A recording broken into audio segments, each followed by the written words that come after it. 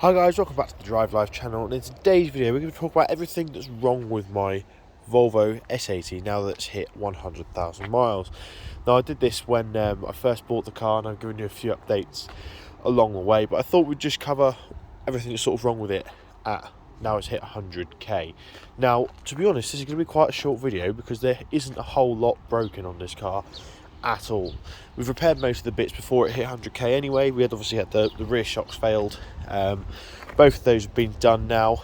That is pretty much it.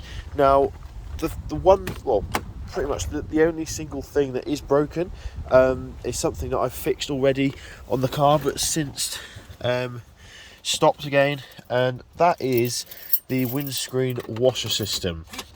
As you can see, I'll give you a quick demonstration now. If we pull we've got a very meek dribble coming out of there. So probably down to a few things. There is probably a blockage at some point, probably in the nozzles itself, which is like a lime scaly stuff that comes from using cheap washer fluid.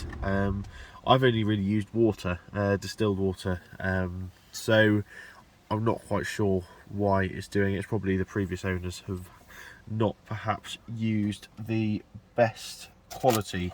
The other thing, which is a bit of a weird one, is sometimes this key doesn't come out. It obviously does it every time it's on camera, but sometimes you'll stop the car and push that in and nothing happens. You have to do it a few times before it releases the key, which again is a bit perturbing because obviously you need to be able to take the key out of the car, but yeah, it's not a massive issue as long as it keeps working. I have known of a few people who have had these mechanisms fail and the key jam inside, and that is normally caused by this plastic flap here. If I just move the camera in slightly closer so you guys can see, there's a plastic flap in here. Sometimes this can break and get stuck if you're too gung-ho about putting the key in. So I always make sure I just put the key in nice and gently, and there seems to be some sort of motor that pulls it in and pushes it out. So in terms of other things that are broken, there's not much else that I can think of off the top of my head. One thing that I think perhaps isn't in the best of places is the window regulator on the driver's side. It just seems very slow. It's not a smooth operation. As you can see, it's much slower on the way up, and it's the same through all of them. That one is slightly better, but it is still quite, there you go. I do think perhaps it may be because of the wind deflectors, but I think as a weak point on these cars, it's probably something that I'm going to have to replace fairly soon. The rear ones are perhaps the worst. If I just show you, they're absolutely fine going down, but it's going up that's the issue, which is obviously the important bit. Oh, actually that's gone fairly okay.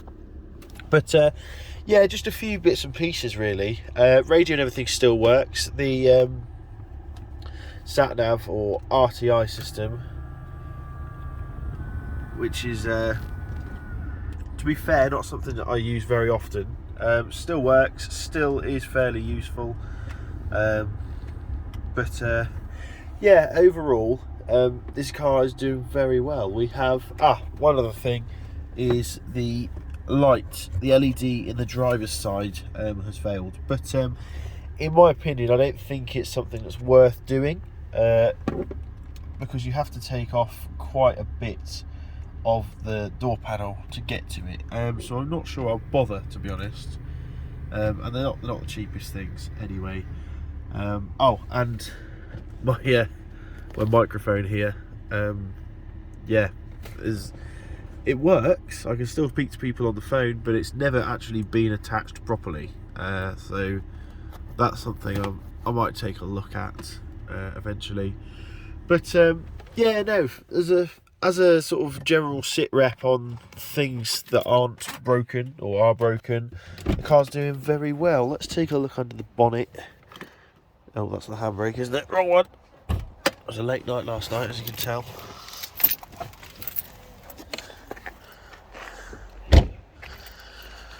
All of the latches and everything are nice and smooth. I always make sure I try and lubricate them where I can. But yeah, everything under here is all hunky-dory as well. Obviously we recently changed the filter. It's had a new battery since I've owned the car. Had a couple of oil changes. Next plan is perhaps to change the power steering fluid. Transmission fluid as well is going to be coming soon. And yeah, the old dipstick that I installed when I first got the car has served very well.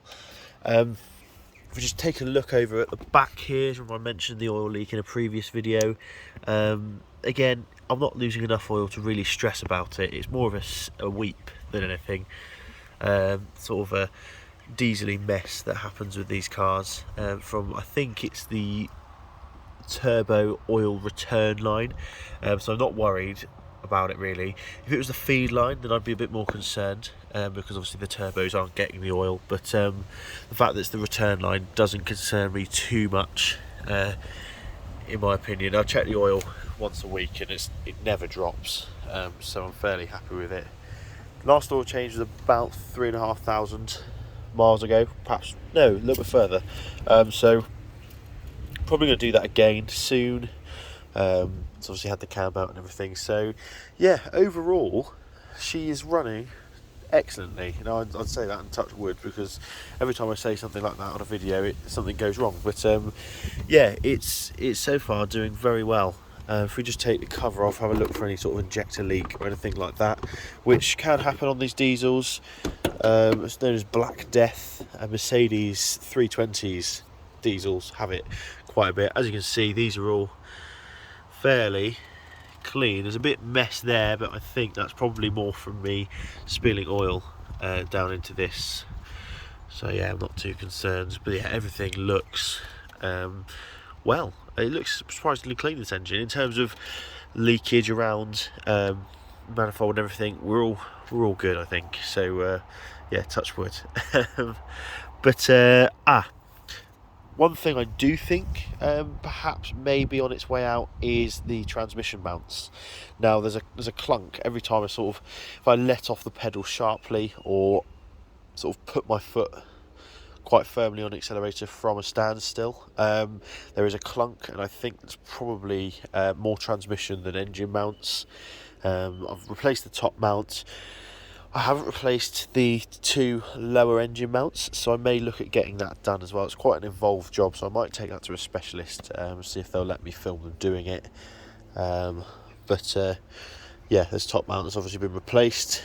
And yeah, overall, everything is running well. So yeah, let me know if anything happened on your car in the last few thousand miles, any issues that you've got on your car that you haven't got around to fixing. It'd be interesting to know what you guys live with in terms of things that aren't perhaps perfect but aren't causing you any issues long term. What's this bit here? Looked like it was hanging down, but it's okay. Got a bit of a black sludgy stuff there. Take a look at that in another video, but yeah, like I said, overall we're all good. So thanks for watching. Don't forget to like, comment and subscribe. Just a sort of brief overview of the car, more of a in detail mechanically and things like that, and talk about the things that are going wrong. Like I said, there's not much at all, and yeah, I will see you in the next video. Cheers.